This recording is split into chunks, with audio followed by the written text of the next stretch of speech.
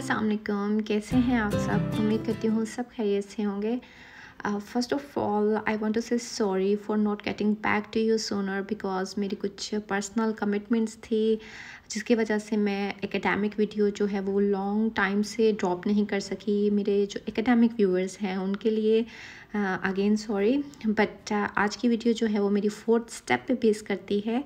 और जैसा कि मैं हमेशा आप लोगों को कहती हूँ कि मेरा कोई भी न्यू स्टेप पे वीडियो देखने से पहले मेरी जो है वो चैनल पर जाकर प्लेलिस्ट में जो वीज़ा एंड एप्लीकेशन प्रोसेस है जर्मनी से रिलेटेड उस पर तमाम जो प्रीवियस वीडियोस हैं उनको ज़रूर देखिए, तभी आपको क्लैरिटी होगी। बिकॉज बहुत सी लोगों ने जो वीडियो बनाई हैं इस प्रोसेस पे उन्होंने एक ही वीडियो में शॉर्टली सब चीज़ें बताई हैं, बट ये है कि मैंने डिफरेंट स्टेप्स पे वीडियोस बनाई हैं बहुत डिटेल्ड में, तो होपफुली आपको बहुत क्लैरिटी होगी। सो मेरी कोई भी वीडियो देखने से पहले प्रीवियस को ज़रूर देखिएगा, तभी आगे की वीडियो जो है वो आपको क्लियर हो पाएगी। सो चैनल को सब्सक्राइब नहीं किया तो वो भी ज़रूर सब्सक्राइब कीजिए ताकि आने वाले जो और लेटेस्ट अपडेटेड वीडियोस हैं वो वीज़ा एंड एप्लीकेशन प्रोसेस से रिलेटेड है, बिजनेस या व्हाटएवर कोई भी अपडेटेड इंटरनेशनल न्यूज़ है या जो भी व्हाटएवर, तो वो आप तक पहुँचे। So don't forget to subscribe my channel. So let's move ahead.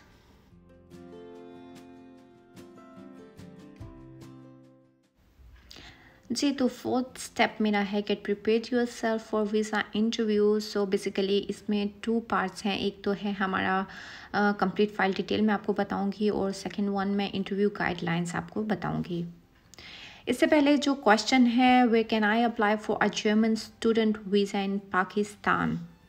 So you can apply for a German student visa either in the German embassy in Islamabad or German consulate general in Karachi. Here is a way to submit the application based on where you live in, जो कि table में आप देख रहे हैं। यहाँ पे अगर आप पंजाब, खैबर पख्तूनख्वा, फाटा, गिलगित बल्तिस्तान इस जगह अगर तो आप इन एरियाज़ में रहते हैं तो then you can approach German embassy Islamabad, and if you are living in Sindh Balochistan then you can approach German Consulate General Karachi. मैंने टेबल की डिटेल यहाँ पे प्रोवाइड कर दी है। इसके अलावा मैंने आपको लिंक डिस्क्रिप्शन में भी मेंशन किया है, वहाँ पे भी आप पूरी डिटेल्स जो है वो देख सकते हैं।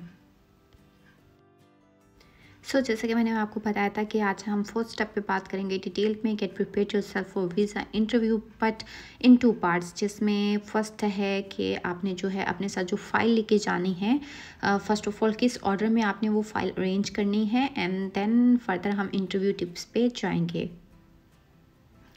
तो जो requirements for German student visa in Pakistan है, आपको जो फ़ाइल प्रॉपर एक ऑर्डर में लेके जानी है, इसमें सबसे पहले आपका जो है वो पाकिस्तानी ओरिजिनल पासपोर्ट होना चाहिए और उसकी वैलिडिटी भी जो है वो 6 मंथ से ज़्यादा की होनी चाहिए। और जो भी मैं आपको डॉक्यूमेंट्स बता रही हूँ ये ओरिजिनल के साथ आपने 2 सेट्स फ़ोटो कॉपीज़ की लेके जानी है। 3 फाइल्स बनानी है, एक ओरिजिनल की होगी और 2 फ़ोटो कॉपीज़ के। एक सेट जो है वो फ़ोटो कॉपीज़ का आप एक्स्ट्रा रख दीजिए। समटाइम ऐसा होता है कि कोई लॉस्ट हो जाता है पेपर, तो then you can easily recover it. So the second one जो चीज़ है वो है वीज़ा एप्लीकेशन फॉर्म। जी हाँ, ये वेबसाइट से आप जो वीज़ा एप्लीकेशन फॉर्म है इसको डाउनलोड कर सकते हैं। देन आपने इसको अपने लैपटॉप कंप्यूटर में ही फिल आउट करना है सॉफ्ट कॉपी में। देन इसका प्रिंट आउट लेके आपने जो है वो सिग्नेचर बाद में करने हैं। आपने सिग्नेचर जो है वो पहले खुद से नहीं करने, जब आप एम्बेसी में जाएंगे तो वो आपसे खुद साइन आउट करवाएंगे। आपकी की अगर कोई रिक्वायरमेंट चेंज हो गया तो आई डोंट नो, बट मेरे टाइम पे ऐसे ही था कि मैंने साइन नहीं किए थे। बट यही है फॉर सेफ साइड, आप जो है वो साइन मत करिएगा। आप उस टाइम पे वो आपसे साइन जो है वो अपडेटेड ले लेंगे अपने सामने ही। The third thing is visa pictures. You need 2 pictures to staple to the application form. आपको ये ख्याल रखना है कि pictures must have 35 by 45 mm dimensions with white background और might be in light grey background and taken within the last 3 months। बहुत ज़्यादा old picture हो और आपका फेस के साथ मिसमैच हो रहा हो तो वो एक्सेप्टेबल नहीं होती, और ये बहुत ज़्यादा टेंशन क्रिएट करती है उस टाइम पे आपकी अगर पिक्चर का इशू हो। तो इसलिए बेहतर यही है कि हर चीज़ को आप एक ऑर्डर जो आपको बता रही हूँ उसी के अकॉर्डिंग लेके चलें, तो आपको इंशाल्लाह प्रॉब्लम नहीं होगी जब वीज़ा इंटरव्यू का डे होगा। So the fourth thing is letter for admission into the German university or preparatory school. Make sure that the letter includes information about the language of instruction. Like जो भी आपका letter of admission university है या होक्सचुले है, उनका school है, जो भी वट एवर, उसमें ये चीज़ मेंशन हो कि आपका अगर तो इंग्लिश लैंग्वेज उन्होंने मीडियम ऑफ एक्सचेंज बताया हुआ है तो आपको अपना आइल्स दिखाना है। अगर आपका जो है उन्होंने बोला है लेक्चर्स आपके जर्मन में होंगे कंडक्ट, तो then you have to show A1 and A2 certificate. So language जो है वो ज़रूर मेंशन हो आपके एडमिशन लेटर में। So now let's move to the fifth step, that is proof you have sufficient financial means. Yes, इसमें आपने ये बताना है कि आपका जो है सोर्स, आपको जो स्पॉन्सर कर रहा है आपकी स्टडी को, वो क्या है। इसमें आप जो है वो 3 चीज़ें कर सकते हैं। या तो आप अपना ब्लॉक्ड अकाउंट जो है, बैंक अकाउंट कन्फर्मेशन का लेटर है, वो शो करवाएंगे। देन आप या फिर प्रूफ ऑफ स्कॉलरशिप जो कि जर्मन और फॉरेन इंस्टीट्यूशन वट एवर जो आपको दे रहा है वो आपको दिखाना पड़ेगा। बट आप मेक श्योर कि जो भी स्कॉलरशिप है वो जितना ब्लॉक्ड अमाउंट का है, yearly 1 year expenses 10,300 something amount है, इतने ही अमाउंट का आपका स्कॉलरशिप भी होना चाहिए। Then the third thing is letter of sponsorship, जो भी है आपके रिलेटिव्स की तरफ से, फ्रेंड्स इन जर्मनी जो भी है, जो कि ये श्योरिटी देंगे that income proof and bank statement from the last 6 month के जो भी आपके एक्सपेंसेस होने वाले हैं स्टडी से रिलेटेड, वो आपका जो भी रिलेटिव या फ्रेंड जो भी है जर्मनी में वो बियर करेंगे। तो ये 3 चीज़ें आपको दिखानी हैं। देन 7 स्टेप जो है वो है, 6 स्टेप आपका है income proof at bank statement of last 6 month of your self और ऑफ योर स्पॉन्सर। जी हाँ, उन प्रूफ के बाद आपको जो है पाकिस्तान में भी एक इनकम प्रूफ दिखाना है। वो मस्ट है कि आपके ब्लड रिलेशन का ही हो, आपके सिबलिंग्स हो सकते हैं, आपके पेरेंट्स हो सकते हैं, या फिर आप खुद भी हो सकते हैं। लास्ट 6 मंथ की आपको दिखानी होती है। और अगर आप मेरी पर्सनल सजेशन करेंगे तो 1 मिलियन एटलीस्ट होना चाहिए।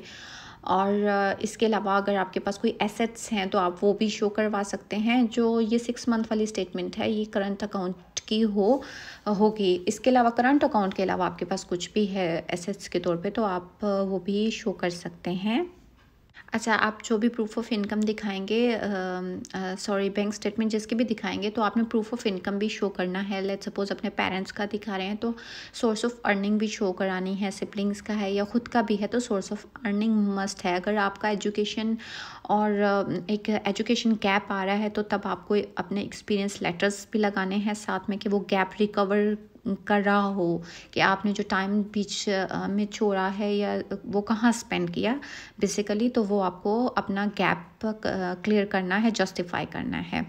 So the 7th step is CV आपकी होनी चाहिए, मस्ट EU फॉर्मेट में होनी चाहिए। नंबर 8 है proof of your academic and professional record, like आपकी जो भी एकेडमिक है, university, bachelor, inter and then matric, इस ऑर्डर में आपने जो है वो अपना एकेडमिक रिकॉर्ड लगाना है। Then the 9th step is proof of your language proficiency. अगर एज़ मैंने पहले बता दिया है कि आपके अगर जर्मन जो लेटर प्रोवाइड करता है एडमिशन लेटर्स में, अगर आपका इंग्लिश मेंशन है आपके कोर्सेज़ के लैंग्वेज, तो आपको इंग्लिश प्रोफिशिएंसी सर्टिफिकेट्स दिखाने होंगे। एंड देन आपको आइल्स का दिखाना होगा लेटर। एंड अगर जर्मन है तो आपको A1 और A2 के सर्टिफिकेट साथ लगाने हैं। So let's moving ahead to the point number 10, that is proof of travel insurance. Like आपने जो भी travel insurance किसी की भी आप ले लीजिए, I think so 10,000 या 12,000 की है, वो आपने परचेज़ करनी है और वो भी साथ में लगानी है। इसके बाद आपने जो है वो नंबर 11 पे एप्लीकेंट्स डिक्लेरेशन फॉर्म है, ये भी आपको जो जर्मन एम्बेसी की वेबसाइट है इस्लामाबाद, उसमें से आपको मिल जाएगा फॉर्म। ये डाउनलोड आप करेंगे और इसको आपने फिल आउट करना है, सिग्नेचर करना है, इसको साथ लेके जाना है। नंबर 12 पे फॉर्म है एक और आपको, जिसमें आपको जो है वो information prove to applicants pursuant to section 54। Actually इसका मकसद ये होता है कि आपने जो भी इंफॉर्मेशन प्रोवाइड की हैं उस पर आप एक जैसे एफिडेविट होता है एक हल्फिया बयान के, वो बिल्कुल करेक्ट हैं।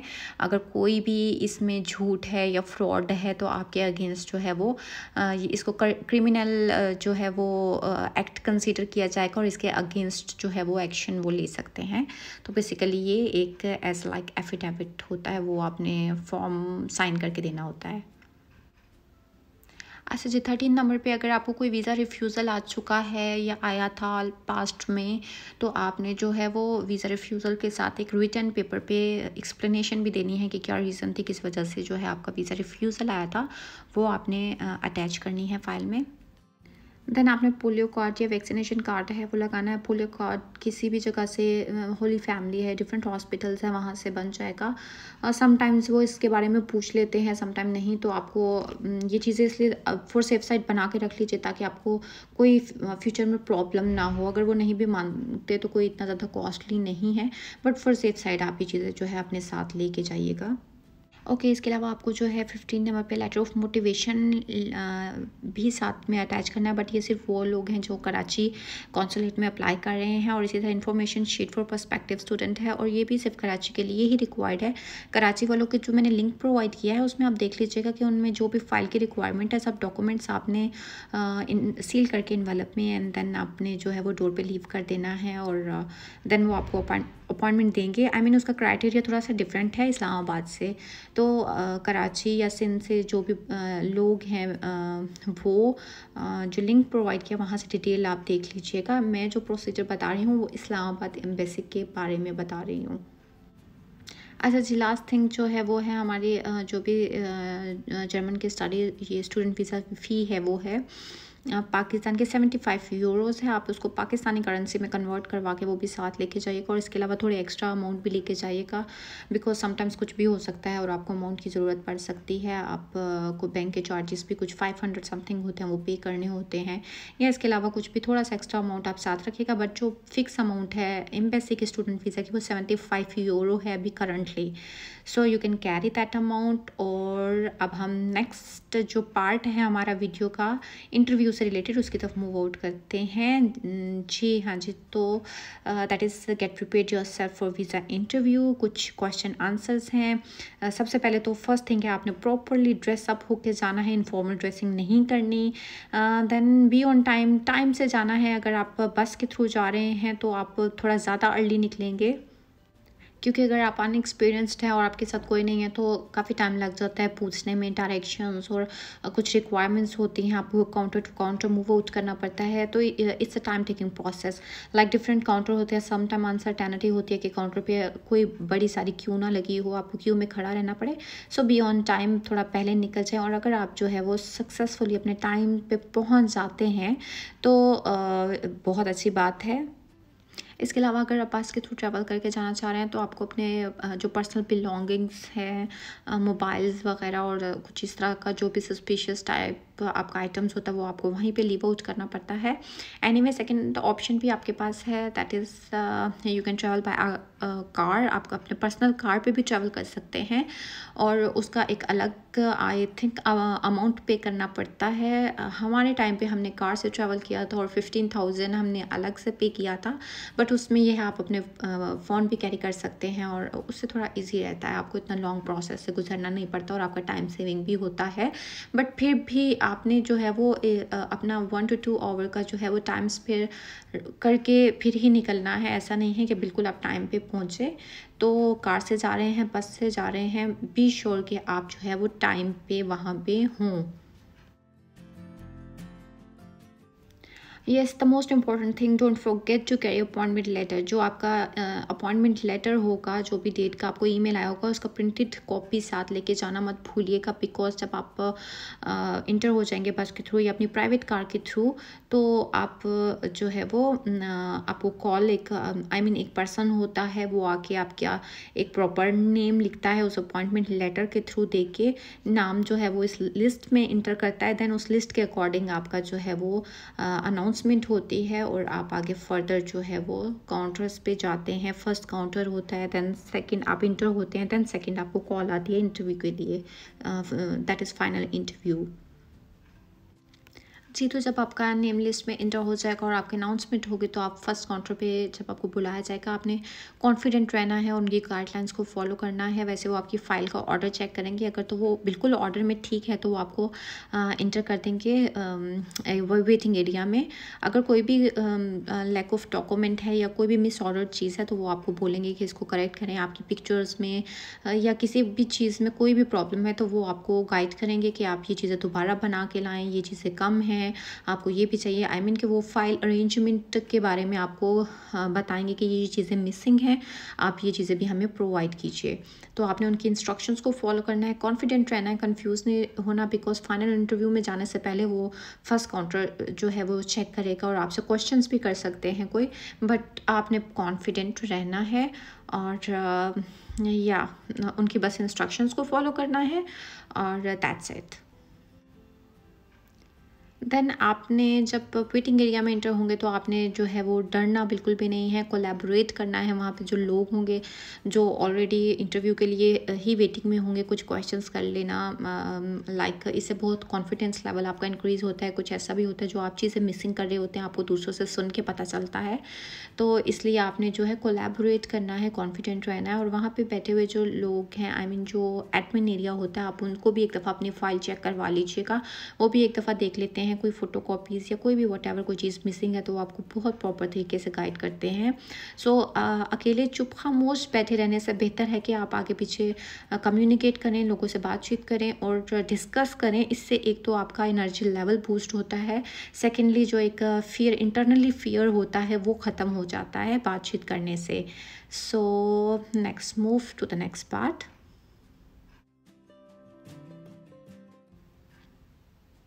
यस, कुछ इम्पोर्टेंट थिंग्स है। जब आप फाइनल इंटरव्यू के लिए इंटर हो जाएंगे तो आपने ये श्योर होना है कि बहुत ही आपने स्ट्रेट फॉरवर्ड आंसर देना है, and please please please don't make the things complicated. Like आपने बहुत ज़्यादा कॉम्प्लिकेट करके चीज़ों को आंसर नहीं करना, बहुत स्ट्रेट फॉरवर्ड कॉन्फिडेंट होकर आपने उनके आंसर करने हैं।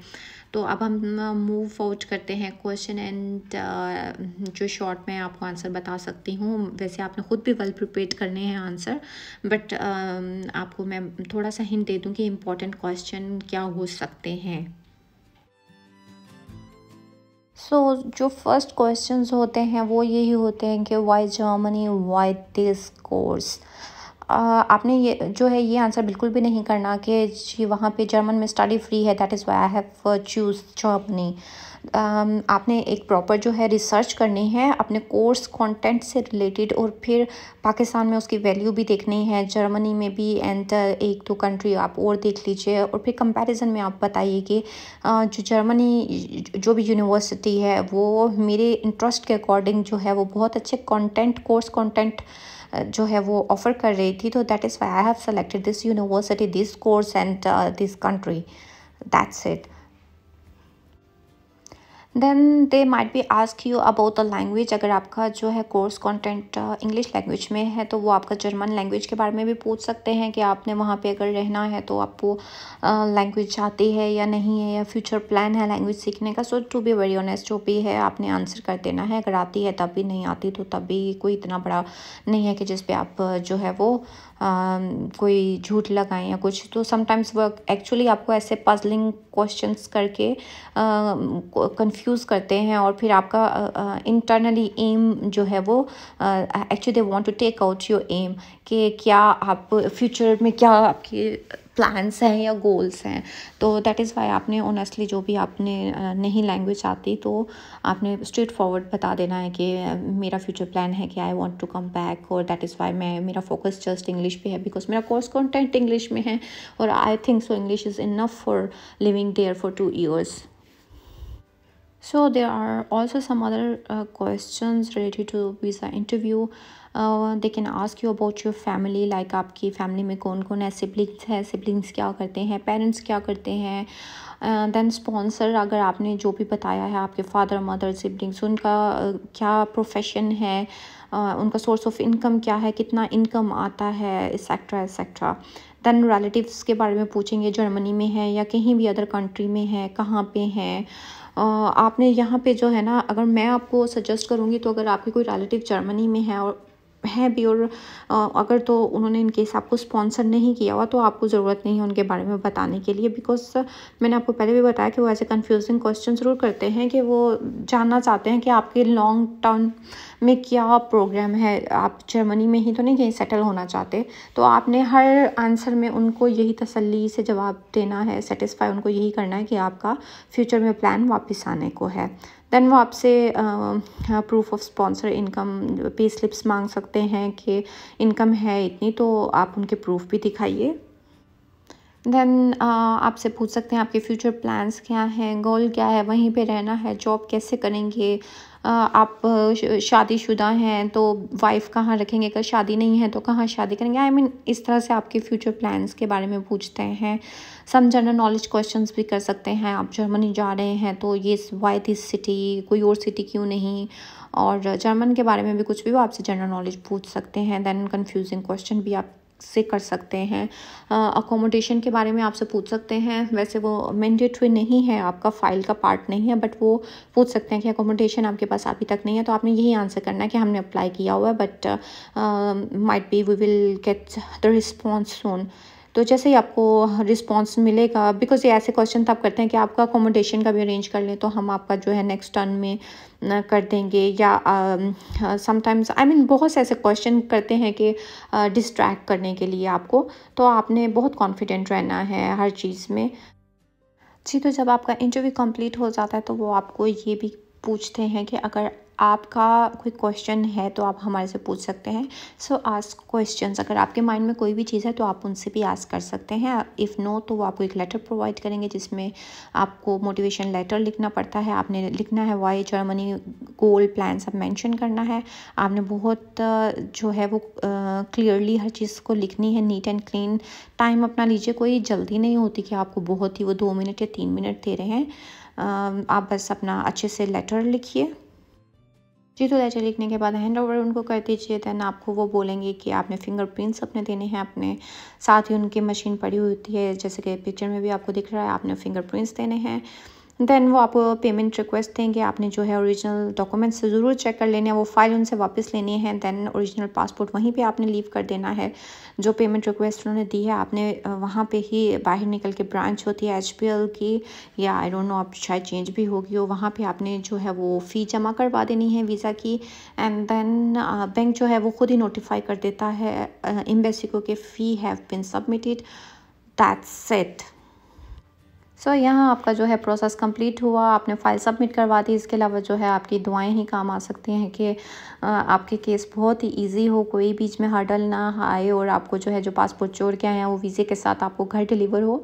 तो आपको एक और एक्सपीरियंस अपना बताते चलूँ कि सम टाइम ऐसा होता है कि बीच में ये कॉल आपको करते हैं, आपको थोड़ा सा डराने के लिए। लाइक मेरा जो पर्सनल एक्सपीरियंस मेरे साथ हुआ था कि उन्होंने मुझे कॉल की थी कि आपकी क्लासेस जो हैं वो स्टार्ट होनी है 4 अप्रैल से।